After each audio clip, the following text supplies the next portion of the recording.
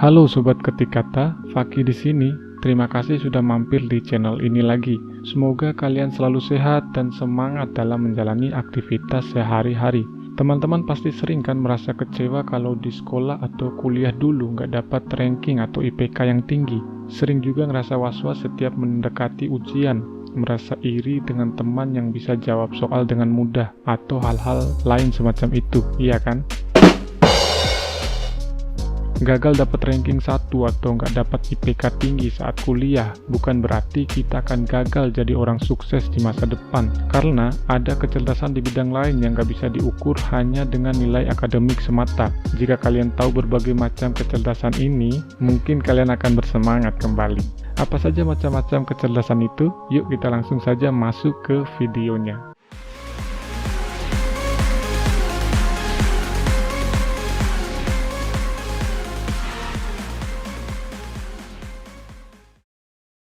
Menurut seorang psikolog yang bernama Howard Gardner dalam bukunya The Theory of Multiple Intelligences, ada 9 tipe kecerdasan manusia yang bisa memunculkan pola kesuksesannya masing-masing.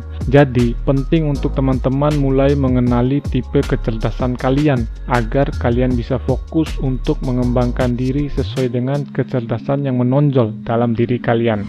Yang pertama, kecerdasan linguistik.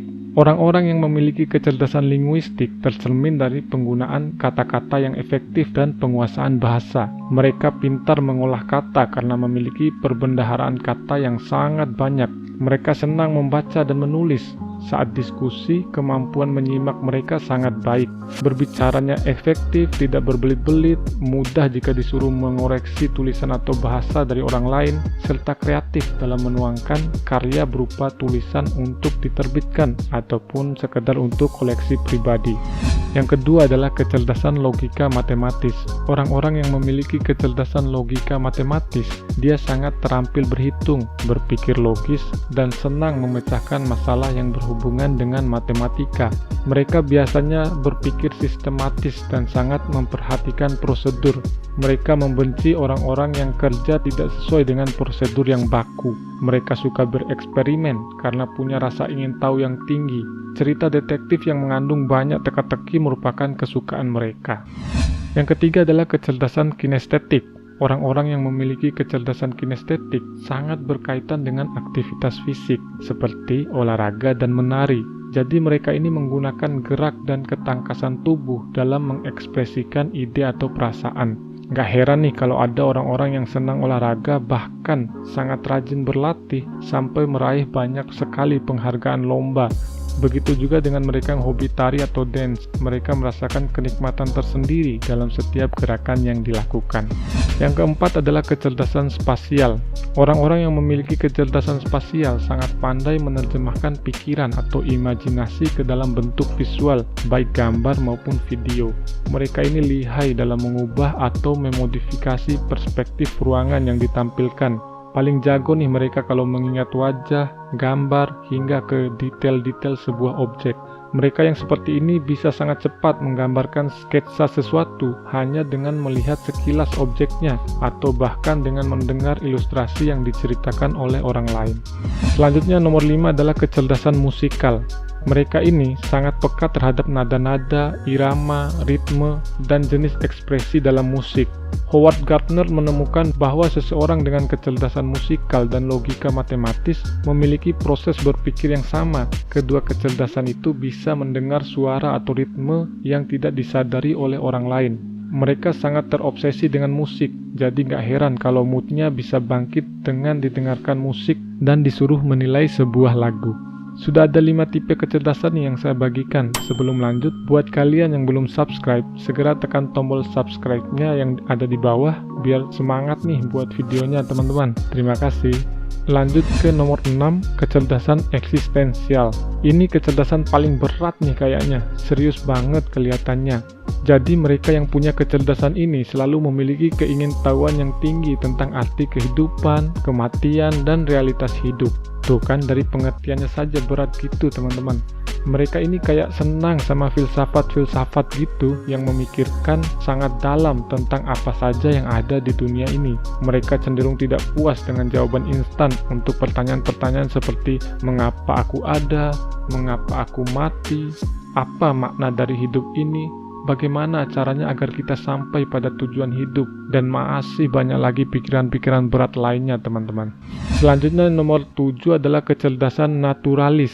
Orang-orang dengan kecerdasan naturalis sangat punya kapasitas untuk mengenali alam sekitar dan sesama makhluk hidup.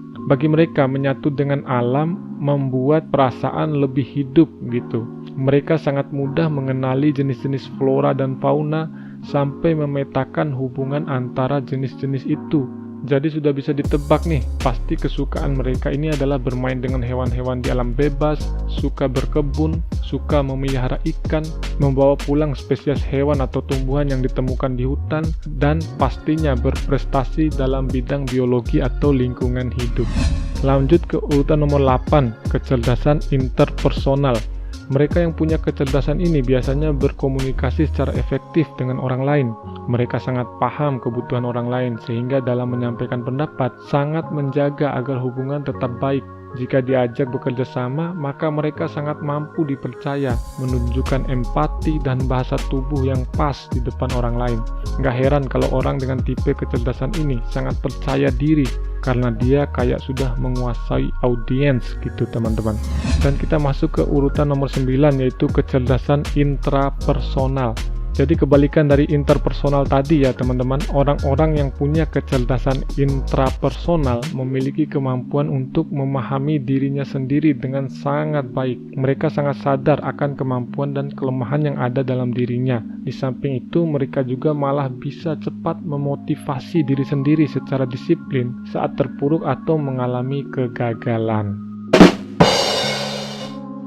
Itu dia 9 kecerdasan yang dimiliki oleh manusia. Seperti yang saya katakan bahwa manusia terlahir dengan kecerdasan yang berbeda-beda. Sebagai gambarannya, saya ingin mengutip kalimat dari Albert Einstein bahwa semua orang itu jenius. Tetapi jika kamu menilai seekor ikan dari kemampuannya memanjat pohon, maka kamu akan menjalani seluruh hidupmu dengan mempercayai bahwa ikan itu sangat bodoh. Oke, sekian saja dulu video episode kali ini. Semoga ada nilai yang bisa dipetik walau hanya sedikit teman-teman. Jika kalian suka dengan videonya, bisa kasih like dan share ke akun media sosial kalian masing-masing. Dan jangan lupa untuk kasih dukungan dengan subscribe channel ini, karena itu sumber semangat saya untuk terus share video-video berkualitas untuk kalian semua. Terima kasih, sampai jumpa di video selanjutnya.